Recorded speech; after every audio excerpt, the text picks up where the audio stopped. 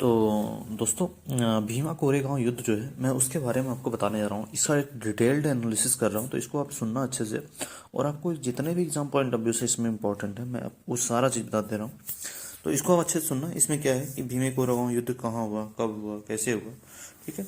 तो इन सारे जो क्वेश्चंस है ना, इनका जवाब आपको इसमें मिल जाएगा, ठीक है। तो जैसे मतलब जो इसकी हिस्ट्री है, ये आपकी हिस्ट्री से मतलब इंपॉर्टेंट क्वेश्चन इसमें क्या क्या बन सकते हैं वो भी मैं इसमें करा दूंगा आपको, ठीक है।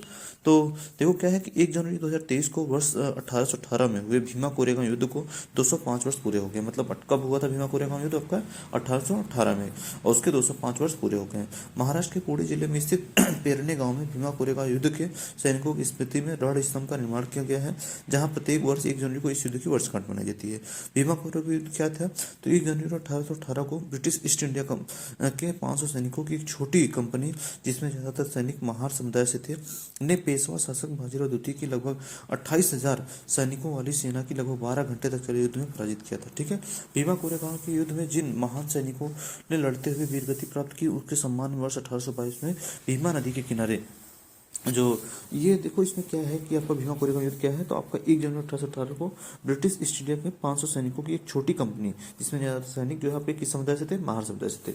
तो आपको क्वेश्चन जैसे एग्जाम में क्या पूछेगा आपसे कि भीमा कोरेगांव युद्ध कब हुआ था, तो आप बताओ क्या? 1 जनवरी 1818 को। भीमा कोरेगांव कहाँ पड़ता है आपका?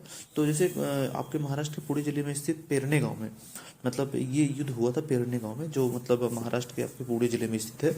तो उनकी स्मृति में जो है ऐसा मनाया जाता है, ठीक है। तो महाराष्ट्र के पुणे जिले में स्थित जो मतलब ये आपका भीमा कोरेगांव युद्ध के में जिन महार सैनिकों ने लड़ते हुए वीरगति प्राप्त की थी, उनके सम्मान में जो है वर्ष 1822 से में भीमा नदी के किनारे काले पत्थरों से एक रण स्तंभ का निर्माण किया गया था। जो काले पत्थरों से रण स्तंभ का निर्माण कब किया गया था? तो आप क्या बताओगे? 1822 में, ठीक है। ये भीमा कोरेगांव युद्ध, 2-3 क्वेश्चन ऐसे इंपॉर्टेंट है कि आपका भीमा कोरेगांव युद्ध कहाँ हुआ था, तो आप बताओगे कहाँ पे? महाराष्ट्र के पुणे जिले में, ठीक है। और कब हुआ था? तो 1 जनवरी 1818 को।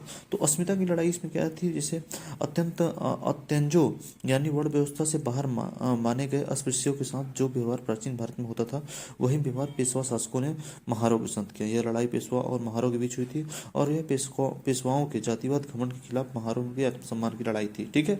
तो ये जो लड़ाई जो किसके बीच में थी? पेशवा और महारों के बीच में।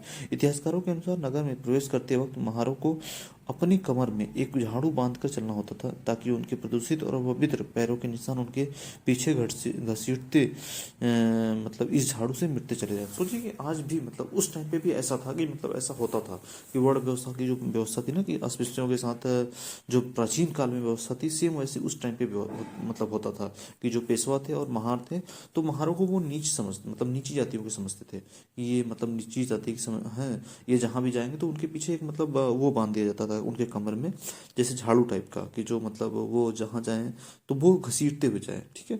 तो ये बड़ा मतलब एक अलग ही घटना थी कि इसमें ऐसा हुआ।